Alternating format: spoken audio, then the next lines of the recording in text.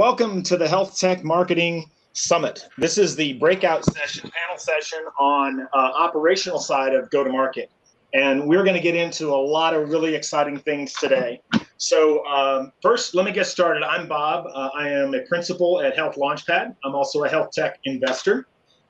We are presenting today's program. And for those of you that do not know Health Launchpad, we are a marketing agency focused on healthcare. That's pretty much our sweet spot. We help brands grow. That's the simple definition. And the most important thing is our superpower is ABM. So we love this space. We love the topic of conversation. We love the nuts and bolts, which is what we're going to get into. And we're going to dive into that in just a second. But before I do, let me thank our sponsors. Of course, most of you know HIMSS. They've been around a while, lots of conferences with HIMSS, lots of engaging activity with those guys. So we're really thankful for them, along with Tenon. And we're lucky to have Ben here with us today as one of our panelists. And you guys are really doing some cool things on the marketing side of things as far as campaigns, running campaigns at scale, operating on the ServiceNow platform. So pretty exciting stuff. You're living inside of this environment every single day, Ben, and I'm really excited to have you on the panel today and kind of dig into those pieces. So, and I mentioned HIMSS, right? Everybody knows HIMSS. They're member-based committee formed around global health ecosystem. So they have a lot of different events. They sponsor a lot of different functions. And we're really honored to have them as one of our partners, driving brand awareness and lead generation and content creation. Again, right at the intersection of what we're going to dig into today. So we have an amazing panel. I'd like to kind of get things rolling, but before I do, always the housekeeping stuff. There's only a couple of things. The first one, number one, yes, we are recording this session. Number two, we'd love for you to use the chat. We've had a lot of very engaging conversations today, and we've had lots of folks chiming in on the chat. So jump in. We're going to try to engage those as we go throughout the day instead of wait till the end, which is typically the way that it goes. So jump in and do those things. At the end of the session, all you need to do to end the session is click the back button, and that will take you back to your browser and return you to the events page where you can actually join the next session directly from there. So it's an easy step for you. All right, let's get going. Digging into the nuts and bolts of building a solid GTM engine. How do you do it? What do you expect from the operation? What are the things that we're going to cover today, and how sales and marketing can actually operate and be, structurally very efficient in the way they work together. So we'll get into things like alignment, collaboration. We're going to talk about things that are really important to driving a critical success instead of, a great strategy is nice, but if you can't execute against it, it just isn't worth much. So we'll talk about tools and technology, and we'll talk about how you activate and enable those things. We'll talk about SDRs and a number of other pieces. So in a nutshell, this is what it is. Building a foundation for solid go-to-market. Number two, it's the execution and the operational tactics associated with that. And then the last one, I know we're going to get a lot of conversation on this, is collaboration and alignment. Where things should sit, how they should function and operate. So I'd like to introduce myself briefly and then just dive into the panelists. I'm the moderator. I work with Health Launchpad as a principal, and that's my role. With us today, I mentioned Ben. He's the CEO and founder at Tenon. They are a leader in enterprise marketing workflows, as I mentioned just a moment ago. Welcome, Ben. Good to see you. Thank you, Bob. Appreciate you having me. You bet. Cathy, I'm super impressed with your background, Cathy. We've had a chance to talk a little bit. You've been in the marketing space for a while, and you have really deep experience in the operational tactics associated with marketing. So I'm honored to have you here as well. Welcome, Cathy. Thank you. Happy to be here, Bob. All right. The next one, aside from a really cool first name, Bob, welcome. We are honored to have you. You're a real strong proponent and have spent a lot of time in your career around this topic of collaboration and alignment with the teams. And I think that's such an talked about thing.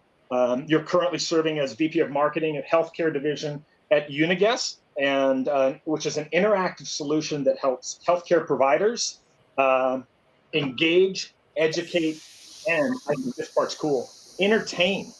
Like, I don't think sometimes people stop and think there's a bit of entertainment required in this. Otherwise, it's kind of stale and stodgy and the content's not exciting and people just don't participate. So thank you for that. And thank you, Cathy and Ben, for joining. So let's jump right in to the first category, the first bucket. Would love to get the conversation going around the foundation, right? Mm-hmm. When we think about building things and strategies, where do you start? So Ben, how have you approached developing and iterating the structure of a go-to-market strategy? And what are some of the key data points and customer insights? I definitely am interested in the customer insights element that inform your decision and has kind of guided you through the years. Yeah, glad to. Yeah, thanks for the question. And you're right. I was a CMO in my last role and helped to build the go-to-market strategy. I'm now CEO, building the go-to-market for a new company. And depending on where you're at in your journey, there's always still that foundation you're having to refine. It's an iterative approach, but the first step in any building a go-to-market strategy is really understanding, what is that market and what's the segmentation that we're going to target, right? So where do we see the market? What areas? What demographics? What personas? And really looking at overall where are we targeting as we think about the market that we're going to go after. The next is around, how are we determining our customer profiling? What are the personas? What matters to those personas? Things like pain points, challenges, and goals. And how are we going to message that, right? So how are we thinking about that sales and marketing alignment as we think about the persona development? The next is really around the driving content, but the content piece is really around what's the value position, right? What's our message need to look like? And how are we positioning our product to differentiate ourselves against our competitors? So certainly doing a bit of a SWOT analysis, strengths, weaknesses, opportunities in your market and comparing that with some of your competitors. You may or may not be more mature than your competitors, but what is your uniqueness? In our case, we're a marketing project management company designed for marketers, as a marketer myself. And that's a uniqueness in this market. And then how are you distributing? Are you going direct? Are you going to go direct, taking this direct to the clients, direct to your healthcare or similar clients? Or are you looking at channel strategies? We do both in my current role. So I have a channel arm. We sell with ServiceNow as our platform provider. So is a channel strategy part of your go-to-market, or is it a direct sales motion?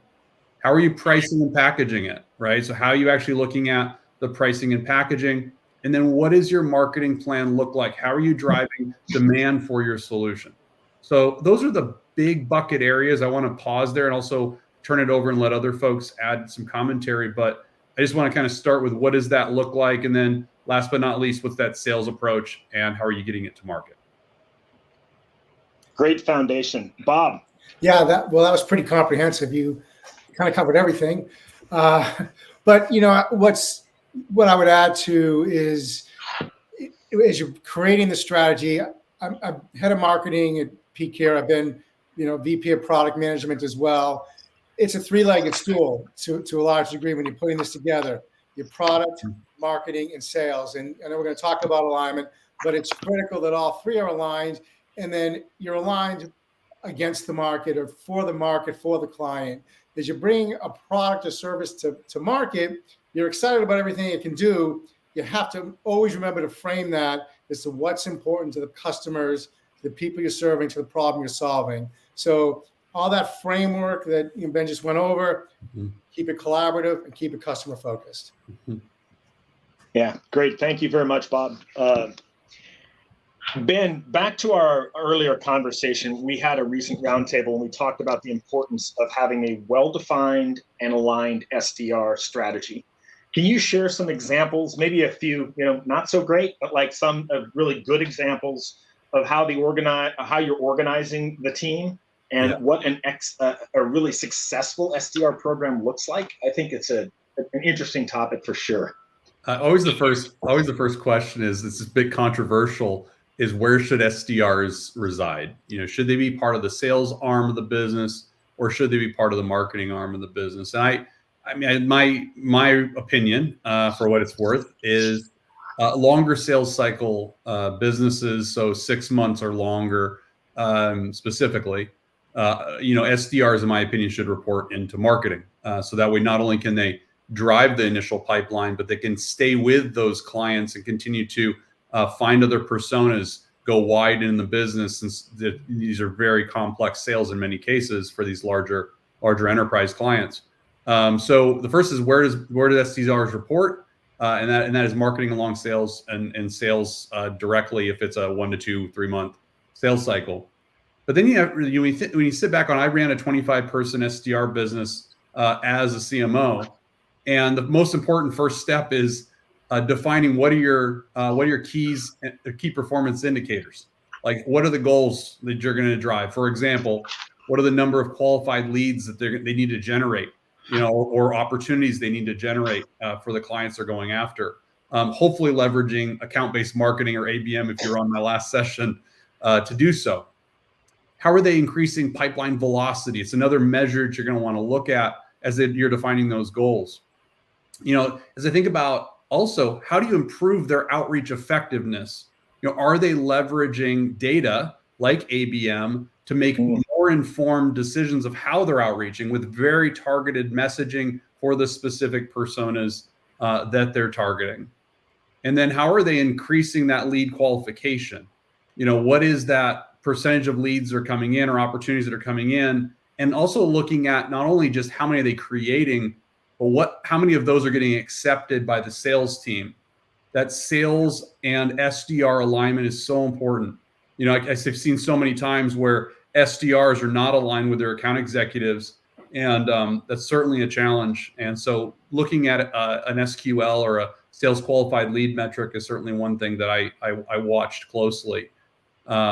Those are a few. There's a lot of others I could dive into, but I'll pause. I'll let the other panelists add some additional thoughts on their side as well. I'm happy to jump in. We did an experiment here at Dr. Evidence with an SDR. So we started very small. Interestingly, to your point, Ben, the SDR reported into sales, but I spent more time with the SDR than anyone in his management line. So I have to advocate for what you said. I think it just, especially with a long sales cycle, our experiment, in essence failed because we didn't have the right structure and we didn't have everything aligned in the way we needed to. So I am definitely aligned with the long sales cycle marketing report. Yeah, I think that's a great point, great call out, Ben. I'm curious, having been a CRO and I've owned SDRs and I've also had marketing own the SDRs. The piece I'd like to dig into, and Bob, maybe you can jump in first here on this one, has to do with the comp, right? Relative to how are we incentivizing the behavior of the two different teams between the SDRs and the salespeople in an effort to complement and keep them together for the time needed. Yeah, that's critical and important. And I too would say it's report to marketing because that's where I've seen the most success with our sales cycles. But at the end of the day, when you do have alignment, it really shouldn't matter. So, and obviously the compensation is key for, and where we've done it, the BDR or SDR, they're responsible for hitting a target for meetings, for setting up meetings. And then they would hand off to the salespeople, and then they had their own, comp structure based on commission and whatnot. So in a sense, somewhat hopefully complementary measures. And although they reported to me, the SDR reported to me, they also were talking with the salespeople all the time, because the salespeople, the meetings were really an accelerant to get them to an opportunity. So in that sense, they were aligned, and it's been,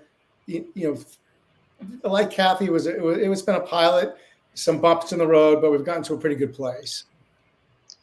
Great. I'm gonna bring in a question from the audience, kind of indirectly aligned on some stuff where they're really interested in where the line's drawn, right, and responsibilities, specifically as it relates to market research, product marketing, and kind of the combination of all these pieces. So I'll throw that out, let you guys kind of digest that a little bit, and then get a perspective or two on that before we move on.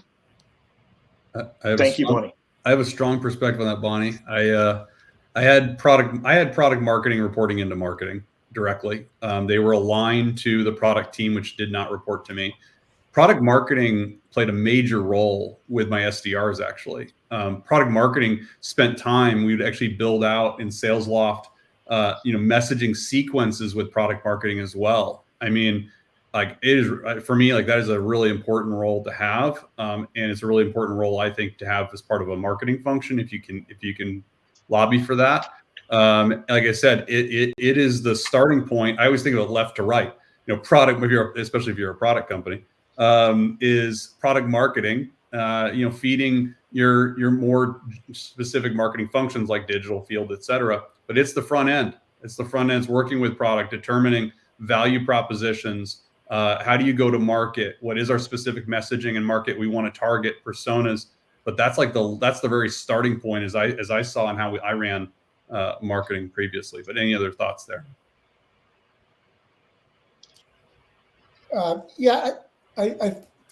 It talked about the three-legged stool between product, marketing, and sales.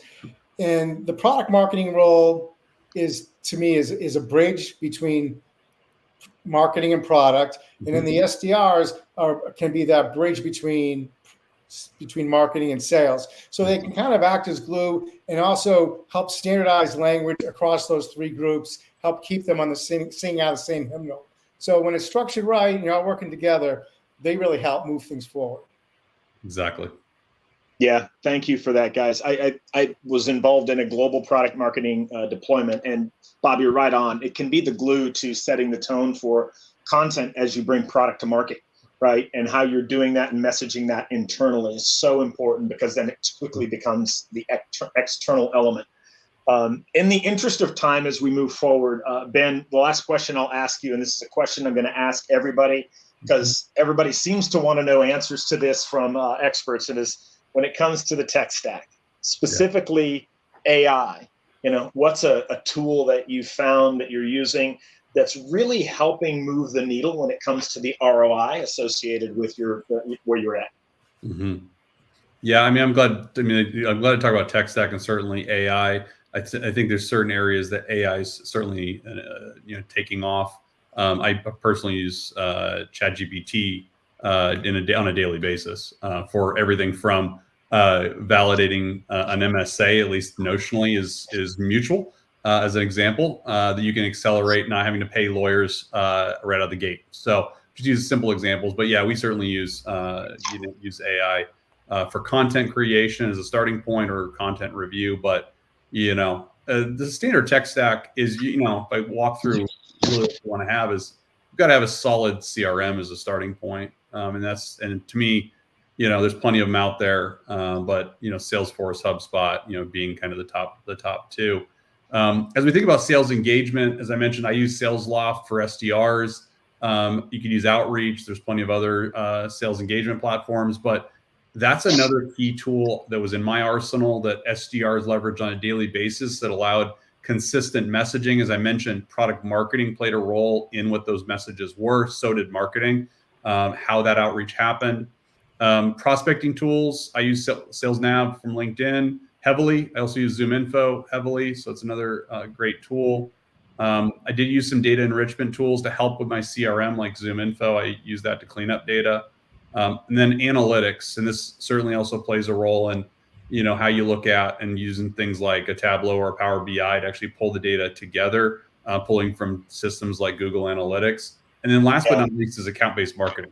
And can't emphasize enough on using account-based marketing as a key tactic for me to really drive pipeline and revenue based on customers that are actually in market. As I mentioned on the last session, I had clients that weren't buying technology. It took them 10 years.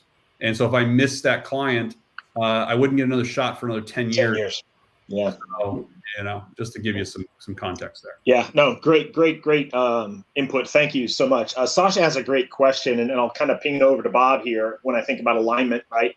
Are there any tools that you're using specifically to drive better alignment between sales and marketing? Yeah, I mean, honestly, it's fairly basic, but we have Salesforce CRM / Pardot, now called Account Engagement. So they're all on the same platform. And so those two are interacting.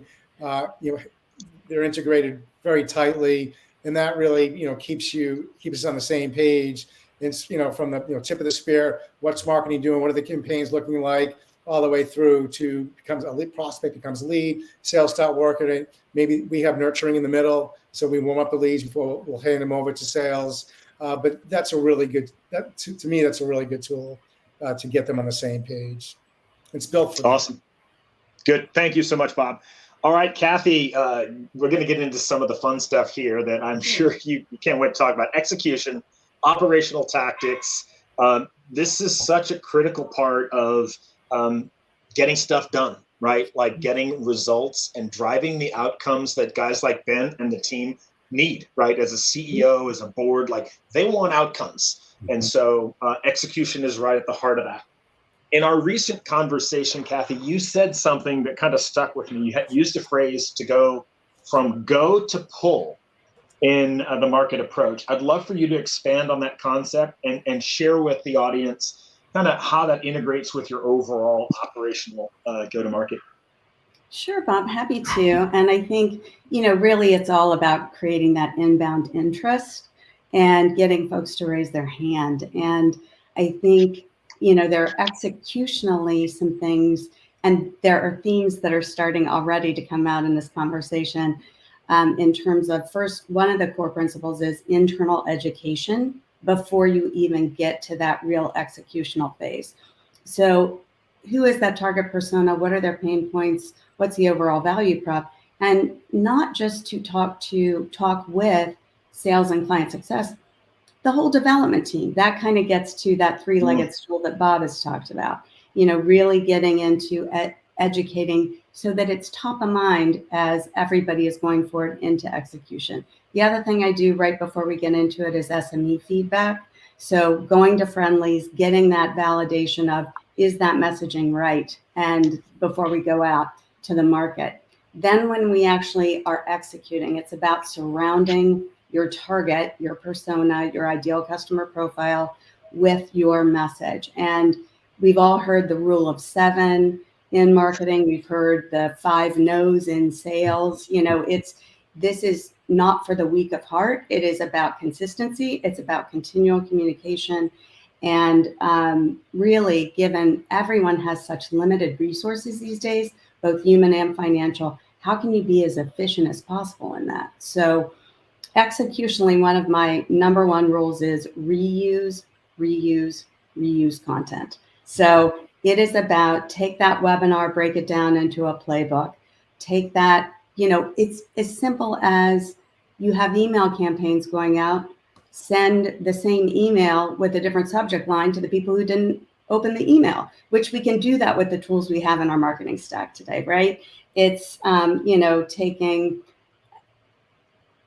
even going to partners, for example, and if you've got the same target, then share, cross promote. You don't have to do some big event. It doesn't have to be a significant investment. It's simply find those folks with the common targets, share, cross promote and get some, either an additional touch point with your existing clients or prospects, or bring some new folks into the fold. So those are some of the key things that we're doing to try to be as effective as possible in the execution side. Excellent. Great. Thank you, Cathy. When I think about execution in the day-to-day, in a virtual environment where you have SDRs scattered about, you have salespeople scattered about, a little bit gone are the days, right? When you were sitting in an office and I pulled the marketing team out of offices and onto the floor in the bullpen with sales. Like I physically could do that and create, time together FaceTime. How are you doing that in today's world to really make sure they're working together? Yeah, it's a great point. We are, in fact, a global organization. So we are spread out all over the world, not just all over the US. So for us, it's all about that, that North Star with who is that persona, who is that target, what is the pain they're suffering, and how can we solve it? And when we do that, people will come up. It's amazing where ideas can come from, and it's also about being flexible and listening because, our BDRs, our BD folks, our client success folks, they're on those front lines every day. So I learn a ton when we get together, and we try to keep a continual communication going, both from a marketing and a product perspective, getting that input from those folks out there. Yeah, I'm going to pull in a question here from Adam, which is really a really great point when you think about skill, right? And so we're going to talk a little bit about skill later, but I really like this question as it relates to the superpowers. What are the superpowers that really distinguish a great product marketer from a great brand? And, thinking of how that impacts your go-to-market. Anybody want to take that one? Ben's smiling a little bit there. I'm glad to, but feel free to open it up. Yeah, sure. Yeah, glad to. Adam, good question. For me, it was I always ask the question is what's their relationship with product management, right? They should have an amazing relationship with product management, almost best friends. And how much time is that person spending with customers and prospects, and truly understanding the buyers, the personas, what matters, not only just what matters now, but also staying up to date with what's changing in the market. I mean, every day things are changing so fast these days. And so I would say that that person is one, super connected with our customers, super connected with product management, and have great relationships on both those sides. Awesome. Thank you for that. All right, Cathy, a last question that kind of falls back into that tool and tech. When you think about tracking effectiveness and you think about the tools that you're using, your dashboards and different things, what are the ones that are the most helpful today? Yeah, I think that, there's what we've done is we've got Salesforce as our CRM and HubSpot as our marketing automation platform, and we are connected there, kind of did a best of breed approach. And it has been tremendous in terms of being able to, again, drive alignment with our BD organization because we're all looking at the same things, but also ensuring that we're seeing and tracking from everything from those, inbounds as they come in, to having Salesforce inbox so we can ensure that the BDRs or the BD VPs are actually doing that follow-up and track the journey of that prospect through the funnel. So those are really, for me, have been really key tools. Awesome. Thank you very much. Bob, innovation, collaboration, and adaptability in today's market. Really an interesting section when it comes to just understanding operational innovation. What are the things you're doing? So I'm curious how the technology play, the AI play, data analytics are transforming the operational side of go-to-market. It's pretty profound. A lot of people using a lot of tools they don't know very much about. So what specific technologies are pivotal in today's world for you, and how is it reshaping your tactics and approach? Yeah, that's a good question. And we are, part of what we're trying to do in the go-to-market is we're limping toward getting to a more ABM type of approach. As we bring our products to market, we want to be much more targeted, definitely in the camp of, quality over quantity. So, I look back in my past life of, working for an analytics company where, predictive and prescriptive analytics were what we sold, and, different models. And there was this was for care management. They had a model for impactability. So you would segment people with chronic conditions and which people could you, impact. When I think about that, that's intent data to me, right? Yeah. It's how are you going to identify the in-market people that you can have an impact on? So what we're working on now is we have Zoom info, intent data. There's different dimensions to that. So how can we use that for impactability to then, be much more efficient, get velocity to who you're doing that outreach to? There was an intervenability model. So now you know who you're going to outreach. What's the best way to reach them? Mm-hmm. And I haven't figured that out yet where we are, but I think, Kelly McDermott in the prior session, we are collecting all these data points. So you have the ability then to understand, you have your personas, you have the journey, look at these across multiple clients, and then you can kind of figure out when and where is the best tactics to be executed. Mm-hmm. When do you want to have those events, do the webinars, send the spec sheet, but using data to make those decisions.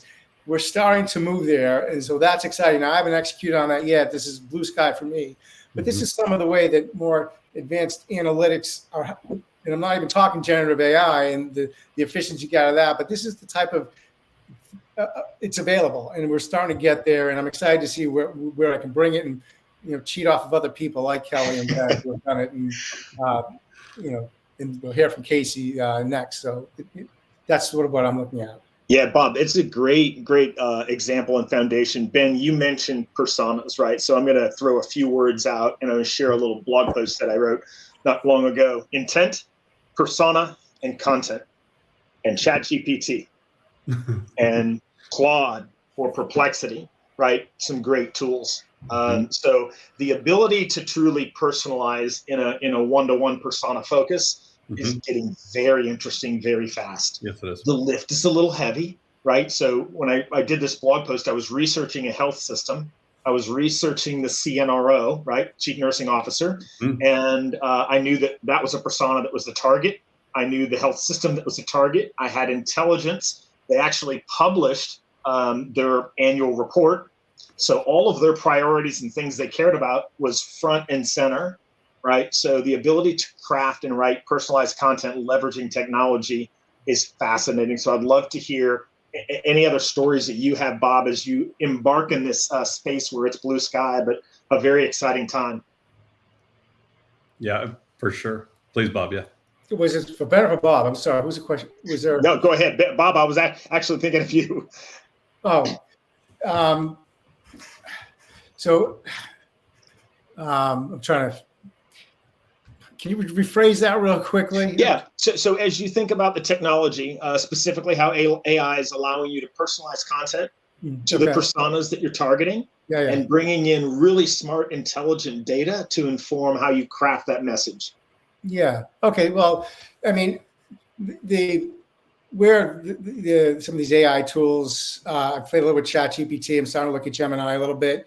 Can help out is they can summarize the information, consolidate the information, and then to help you better present it and make it more meaningful, both for the salespeople and the product marketers that are creating content or going to be speaking to the different market. It just makes it more. Part of it is just to simplify the presentation of that data to, give me something at a 5th grade reading level, even though you're reading with really smart people. Who doesn't like to get something at a 5th grade reading level that they can easily understand? So that's some of the ways that you can use some of these tools to help you really, what you want to say, but to say it simpler and easier and make it easier for the people to consume while hitting what's important to them, because you fed in the personas as well into whether it's been Claude or ChatGPT, and I'm trying to figure out how to do it in Gemini, but it can be done.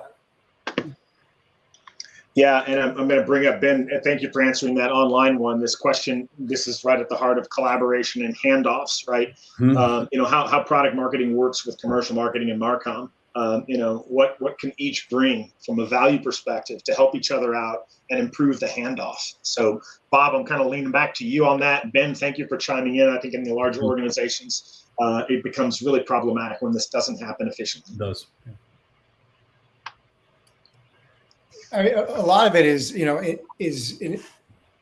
there is value in meeting. And you mentioned pulling together people, on the floor. Well, if you can't do that, it helps to introduce this information in a group setting collaboratively, and getting the input from these different people to make sure you're hitting what they need to be able to execute on what they're trying to execute on. And so again, that's the whole collaboration piece. I failed in my career creating these great programs and then dumping them on somebody. Say, hey, here, the market's going to love this. Your client's going to love this. Prospect's going to love this. But if I haven't got them involved in the ground floor, got their input, informing this content, it's not going to work. So that's really what becomes most important, is as the marketer is creating this information, bringing the people who are going to use it so it is useful to them. Yeah, full alignment, Bob, is the key there across these functions. When it is truly siloed in these larger enterprises, I've worked in big 80,000 plus companies, so I get it. I get that issue. I have seen agile marketing work very well for that, where you do bring your, I'll call it dotted line functions together in agile sprints. I'm a big fan of agile Sherpas. If you're not familiar with them, they are great at helping companies build out and get to an operating model like this. But then you can have your functions like your product marketers, your digital marketers, your field, et cetera, come together as part of an agile sprint methodology. Certainly is an area I've seen work very well. Awesome. Thank you.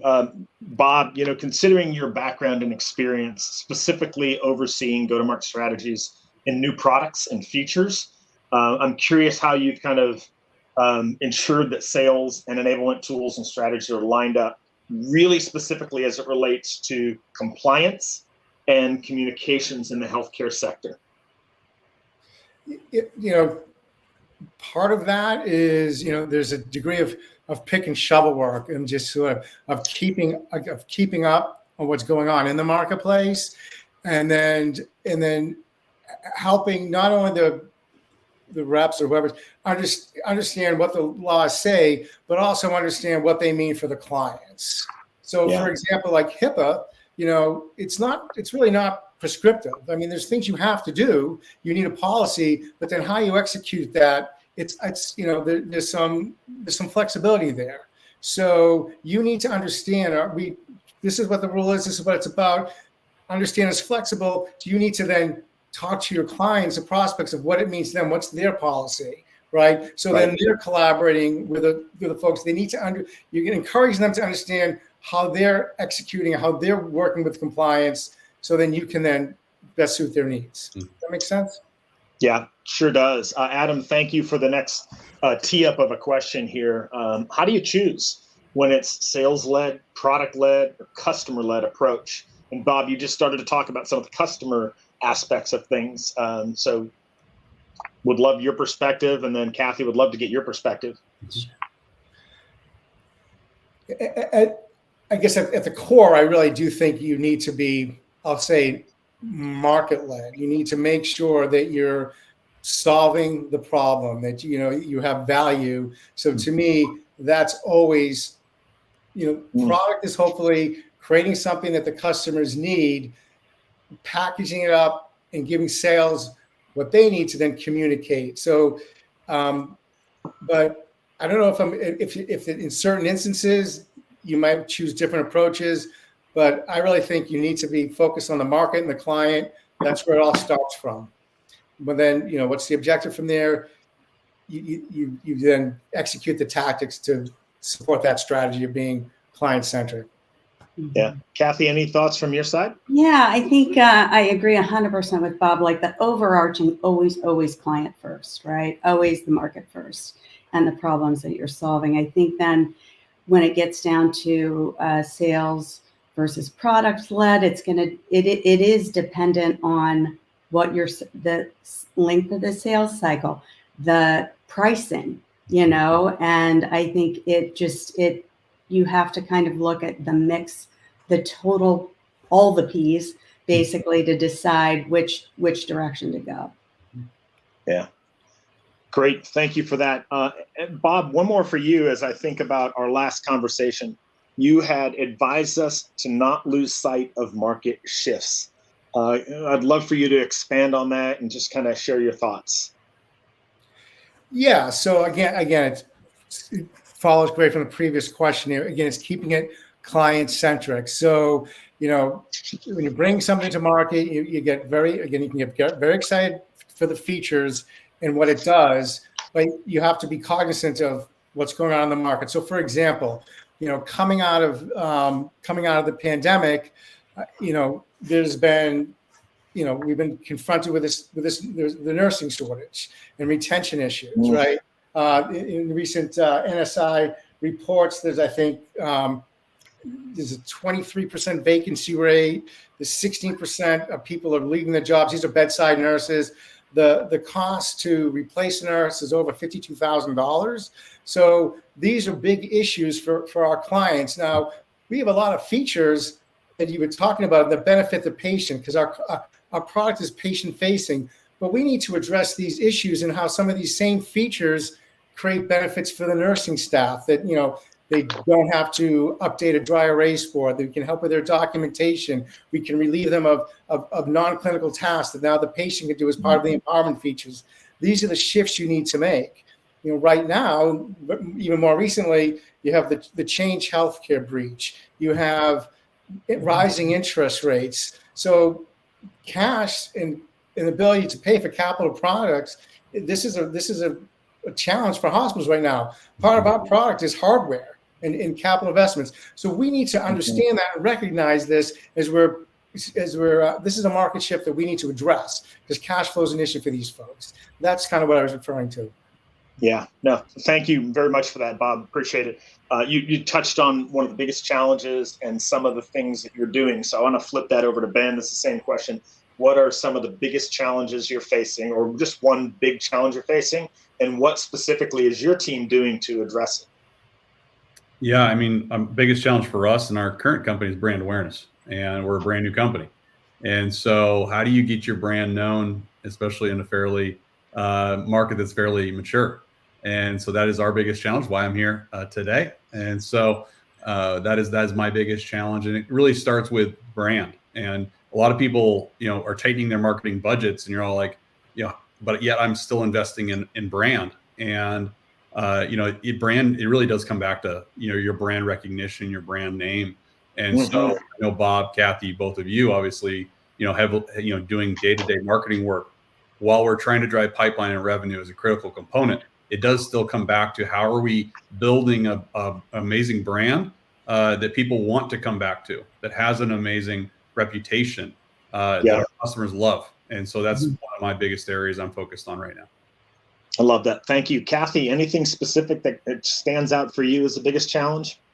Yeah, I think for us, it's actually right now, and this is one that we're really wrestling with, is we target life sciences, and there's, a lot of rifts going on. There are reductions, across the board. And so one of the strategies we're employing is to make sure that when we land, we really expand. So as many hooks as we have in the organization, advocates, brand advocates, that is what we're focused on so that doesn't have a negative impact on us. And we're able to continue those relationships and build and expand the business there. So important. Thank you. Thank you for that. And Krista, thank you for the question. I see that Ben has answered that. Product marketing owns that piece. So as we kind of get into the last couple of minutes here, I want to thank you guys very much for participating and giving great dialogue around this. Any questions, more questions from the audience? We still have a few minutes for the chat. We've been trying to answer the questions as we've gone through, and I appreciate that. And just a little housekeeping thing, if you're interested, you like the topics, if you happen to go to the ABM one, I'd like to remind you, we're launching a master class in ABM in June. And I'll put the link here in the chat just so that you have that as well, and would encourage you to get signed up for that soon, because I'm sure we'll fill up fairly soon on that one. Let me just come back here and pop that link right here in the chat.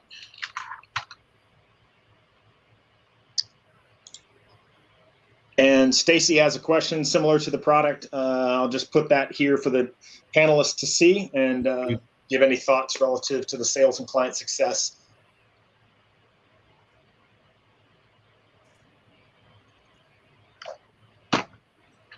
I'm assuming I think she's referencing Krista's comments. She is referencing Krista's comments, correct? Yeah, she's pointing above. Trends, regulations, and events in the industry to keep your eye on the pulse. Market research, product marketing. In our organization, it's been marketing that's been responsible for that.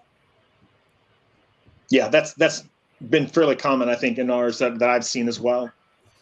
Yeah, exactly right. I mean, product and product marketing come together to do the research. And then you're right, marketing plays the role in communicating that to sales, to customer success, et cetera. So, yeah. Awesome. Great. Thank you for that. All right. A round robin here with the panelists for one last thing you want to leave as a parting comment to the summit and just sharing a thought. I'll start with you, Cathy, and then we'll go to Ben and Bob. Yeah, thanks. This has been a terrific session. I appreciate engaging with everyone here and all the great questions. I think that, parting thought is keep it simple. Just be as efficient, be as creative, and keep it simple and know what works and what doesn't. Yeah, there's a lot to be said for simplicity and not over-engineering things. Thank you for that, Cathy. Ben? Yeah, no, thanks for having us today. This was a great session. I love the collaboration and chat today. My parting thought is this, and it was similar to the last session. It's about alignment, and it really comes down to sales, marketing, customer success, even executive alignment. I can't emphasize that enough of the importance of that. I think there was even another question, like getting those relationships between marketing and sales is so important. And hopefully your CMO and CRO are good friends and drive the business as a single unit. Perfect. Thank you. Appreciate that. Bob? Real quick, because I think we're out of time. Listen to collaborate. That would be my key tip. I love that. Short to the point. Again, thank you, Cathy, Ben, and Bob for being on the panel today. I really appreciate it. Had a good time. Enjoyed the conversation. Gentle reminder to the audience. Again, the link is posted in the chat if you want to sign up for the masterclass. And a reminder to click the back button. It'll take you right back to the landing page and you can go on to the next event. So once again, thank you. I appreciate everybody's time. Have a great afternoon and a wonderful weekend. Thanks. Thanks. Thank you. Thank you.